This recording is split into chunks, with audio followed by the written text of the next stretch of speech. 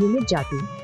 भूमिज, जिन्हें भूमिपुत्र भी कहा जाता है, मुख्य रूप से भारत के पूर्वी राज्यों में निवास करने वाली एक आदिवासी जाति है। इनकी आबादी मुख्य रूप से झारखंड, ओडिशा, पश्चिम बंगाल और असम में केंद्रित है। इतिहास और उत्पत्ति।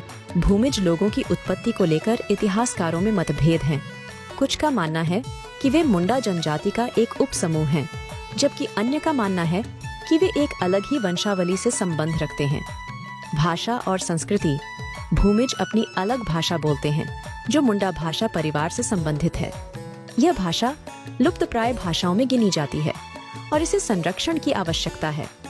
भूमिज समुदाय समृद्ध संस्कृति और परंपराओं का धारक है। इनके त्योहारों में माघ संक्रांति, करम, दशहरा और पौष संक्रांति विशेष रूप से महत्वपूर्ण है। धर्म। भूमिज समुदाय मुख्य रूप से सर्वधर्म संभव धर्म का पालन करता है। वे प्रकृति की पूजा करते हैं और अपने पुरखों का सम्मान करते हैं। सामाजिक जीवन।